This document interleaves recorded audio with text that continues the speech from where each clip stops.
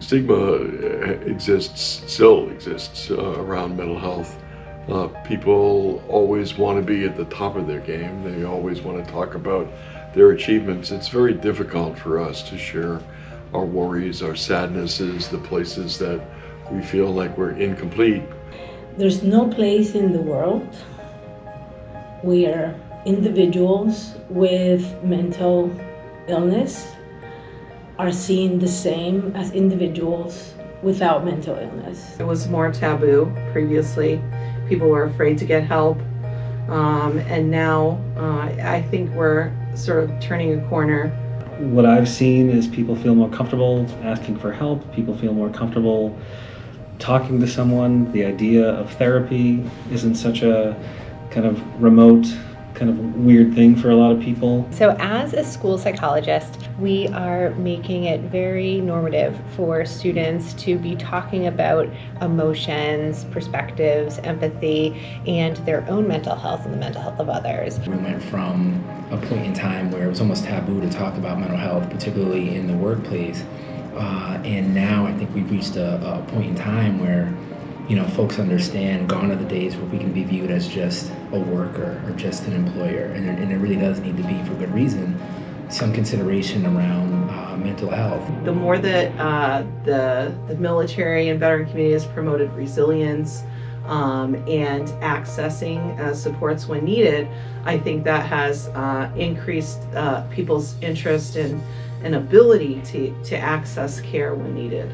I think in a lot of ways, stigma has lessened around mental health, especially when people in positions of authority or celebrities speak out about their own mental health issues. I think where we still are woefully behind is when it comes to someone with substance use disorder. What we've seen is during the pandemic, we actually saw that there was some ease of the stigma and discrimination about mental health and mental issues because we were all locked down and had to talk about it. But unfortunately, we've kind of had a rebound back now that we're all kind of out in the world again. And you see widening health disparities for folks. So this is affecting far, far more people in our country than mental health problems have ever done before. It's far past time for us to be able to hold that problem together and say, how can we help? You're someone who's suffering at the moment and you feel overwhelmed with anxiety or depression or substance use disorder, first of all, know that you're not alone. Know that you're not alone. 30 or 40% of the population of folks, especially young people, are feeling like you do. The first step is to think about ourselves, not in a selfish way, but self-care. Have self-compassion, care about their own experience instead of dismissing it and saying it's not there, I shouldn't be having this feeling. Treat yourself like you would any meeting, task, and or objective that you might have in your day-to-day. The payoff is huge. We are finding that exercise is just anything. Any movement, walking, Tai Chi, doesn't matter. But across every domain, exercise is the one thing that gets the nervous system moving, and that's what we need. Other things to make sure we're taking care of ourselves, like getting adequate exercise, getting enough sleep at night, which is easier said than done, drinking enough water, eating nutritious foods, and then providing those opportunities for children as well is the way that we as adults are able to engage in that self-care and also model it for the children around us.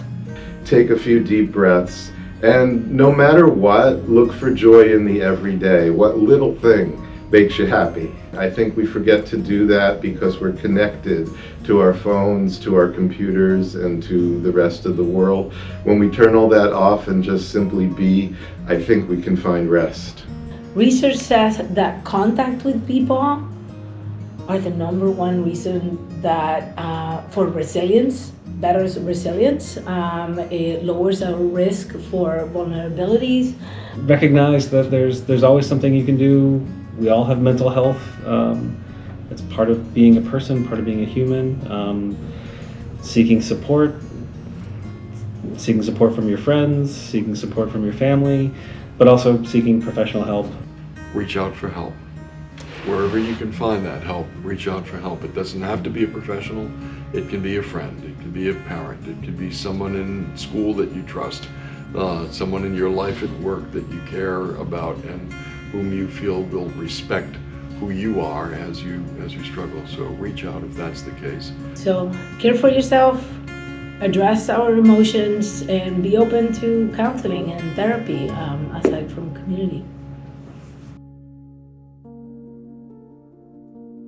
So future, very hopeful. A lot of work, a lot of opportunities, a lot of places to work. I think now there's less stigma around seeking help. More people are recognizing the need for seeking help, and so we need more people to fill those roles and provide treatment and provide different types of treatment. The more we normalize mental health as part of health, and that we have medications, we have treatment options which grow all the time, which is wonderful, that we have ways to address and heal. I hope that the future of mental health looks like more preventative services, more interventions before things are in a crisis mode. Psychology has been in a little bit of a replication crisis. So things that we built our understanding of what is being human, those studies have not been able to be replicated. So even more so in the field, we are really making sure that whatever we're providing as evidence is reproducible. From an organizational context, there being more dialogue, more opportunity for employers to meet with their employees around how they're making meaning of the day-to-day. So in the field of school psychology, I would say one of the things that I see is really having more embedding of concepts and services to students throughout their day. So the less that we can be reactive and the more we can be preventative, I think really is the future, and it's the best way to help all students. If we can rally people to understand the importance of investing in training the workforce, in educating and creating opportunities for young people to live and grow and work in an educational system that is inclusive and supportive of social emotional exchange, we can do a lot in the future. I think I see us moving in a direction where, we're already talking about it, but I fully expect that trend to continue.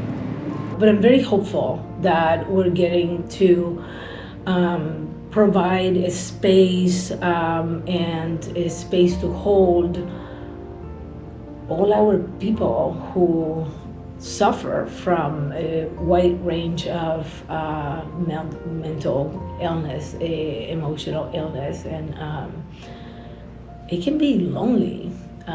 It can be very lonely. So I'm very hopeful for that.